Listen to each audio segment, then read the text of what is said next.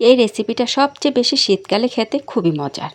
মন যদি চায় শীতকাল কি আর গরমকাল কি, আর এটা যখন রান্না করেছি প্রচণ্ড বৃষ্টি, তাহলে তো কোনো কথাই নেই। সবাই খুবই মজা করে খেয়েছে। হাঁসটা মাশাল্লাহ খুবই গুদুগুদু ছিল, মানে খুবই স্বাস্থ্যবান। পুড়িয়ে বেছে সুন্দরভাবে কেটে ধুয়ে নিয়েছি। 2টা হাঁস এনেছে, একটা রান্না করছে। এইটা রান্নার জন্য একটা কড়াই বসিয়ে দিলাম, পরিমাণমতো তেল দিয়েছি। তেলটা গরম হয়ে আসলে পেঁয়াজ কুচি, আস্ত গরম মশলা আর তেজপাতা দিয়ে দিলাম।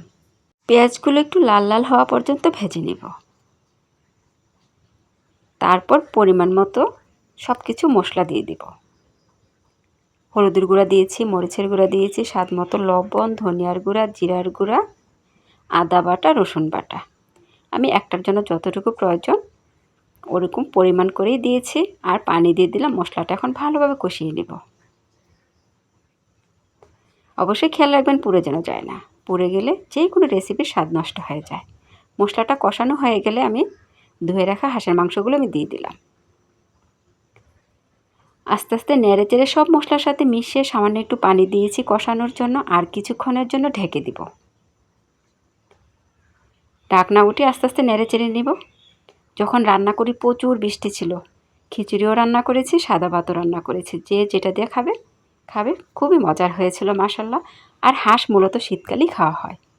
যখন খেতে মন চায়, শীতকাল কি আর গরমকাল কি বা বৃষ্টি কি, মন চাইলো মানে খাওয়া হলো। আস্তে আস্তে কষিয়ে নিলাম। কষানো হয়ে গেলে আমি পরিমাণ মতো ঝোল দিয়ে দেব। আপনারা চাইলে কিন্তু এরকম কষা কষাও রান্না করে খেতে পারেন, কিন্তু হাঁস মানে একটু ঝোল, খিচুড়ি দিয়ে খেতে সবাই পছন্দ করে।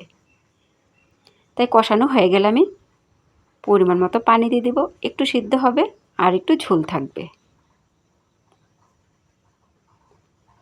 আর একটু দিব, এই পরিমাণে থাকবে ঝোলটা। দিয়ে কিছুক্ষণের জন্য ঢেকে দেব। ঢাকনাটা উঠে একটু নেড়েচেড়ে দিয়েছি, আর ভাজা জিরার গুঁড়া, গরম মশলার গুঁড়া, ধনিয়ার গুঁড়া একটু উপর দিয়ে দিয়ে দিলাম।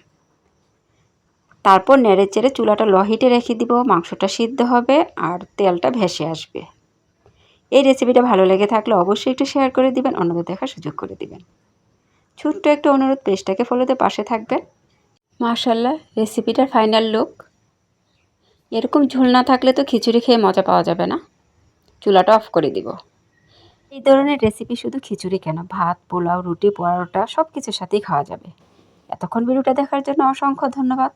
আপনাদের মাঝে আমি আবারও চলে আসবো নতুন এক ভিডিও নিয়ে। ততক্ষণ সবাই ভালো থাকবেন, আমার জন্য বেশি বেশি দোয়া করবেন। সবার জন্য দোয়া ও শুভকামনা। আল্লাহ হাফেজ।